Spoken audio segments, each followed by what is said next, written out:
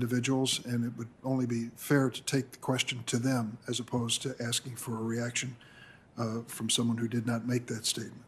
Senator Klobuchar? Thank you very much, Mr. Chairman, and I appreciated, Judge, your full-throated defense not only of religious liberty, which I know is important to Senator Lee, but also of your team and the people that you want to work with going forward. And while the chairman is correct, we can ask questions of those nominees. I think it's important to hear from you with their hearings coming up of your beliefs about how they can do the job. So I appreciate that. I know both of them and have a lot of respect for them. Thank you, Senator. They have skills that I do not have. They have experiences that I do not have. Likewise, Lisa Monaco has experiences in the intelligence world that I do not have.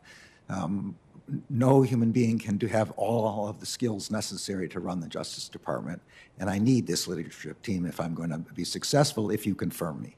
Very good. Well, thank you very much. And one thing that we didn't touch on when I asked my first round of questions was the Violence Against Women Act, and I'm going to be working with Senator Feinstein and others on this committee to finally get that done. I don't know if you followed this, but we've had a delay in getting that reauthorized. It's tended to be a bipartisan bill in the past, and I have several provisions in the bill, including one on to fix a loophole that exists involving, it's called the Boyfriend Loophole, but it's not as positive as that sounds, about getting guns after people have committed serious crimes.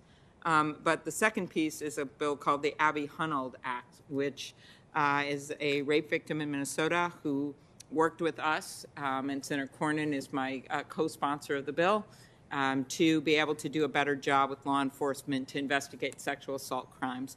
But just in general, do you want to talk about your views on the Violence Against Women Act and the Justice Department role in training and the like across the country? Yeah, so as I know you know, the Violence Against Women Act was pressed by Senator Joe Biden many years ago, and he has a deep commitment to its continued reauthorization, as do I. I was in the Justice Department when we set up the first office for violence against women for the purpose of coordinating departmental programs in this area. I know this requires resources. Both of the examples that you give, again, I don't know the specifics, but from the description, I can hardly imagine a serious disagreement. We have to provide the resources necessary to help rape victims, obviously, and I don't see any reason why somebody who commits a violent crime against a person but isn't married or have an intimate relationship should be treated any differently than one who does. So I think I'm all in on the violence against women re-upping the statute. Very good. Authorization, I guess. Thank you. Another thing that I've been very focused on, in part because my dad struggled with alcoholism most of his life and has got through that thanks to treatment and recovery, is to give that same kind of opportunity to people in the criminal justice system. And drug courts are a big presence in Minnesota, as is treatment. We're home of Hazleton Betty Ford, as well as many other fine treatment centers.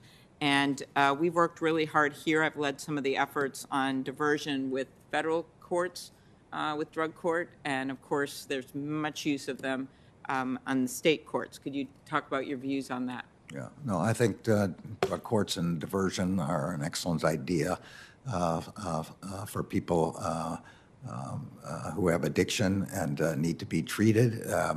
I think now that the opioid crisis has struck large parts of America, many Americans now understand that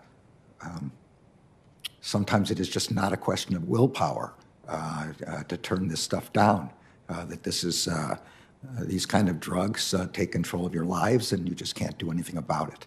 And treating people in those circumstances in the criminal justice system is abuse of them, but also it's a terrible misallocation of resources. So the drug courts that are able to get people into addiction programs are godsend, and I'm in favor of them.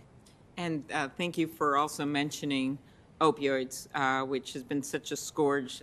We lost Prince in Minnesota because of opioids, but we lost a lot of other people that people may not know their names, and a lot of kids to opioids. And actually, Senator Whitehouse and I, along with Senator Portman, Senator Graham's been involved in this, and many others, Grassley, have been leading the way for a while before people were even identifying this as an issue. And commitment to the treatment side of it, which you've already made just now, but also to the prosecution of synthetic production and distribution, synthetic opioids, continues to this day. Could you comment briefly? I think maybe Senator Graham asked you about this, but if you could comment. Yeah, he did, and of course, I think that's right. The people who are putting the poison into the communities are the ones we should be focusing on,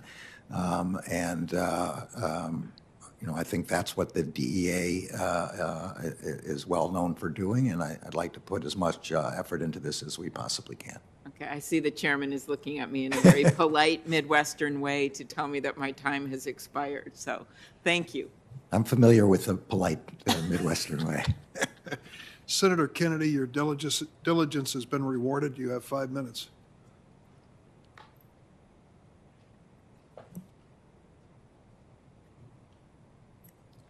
Thank you, Mr. Chairman.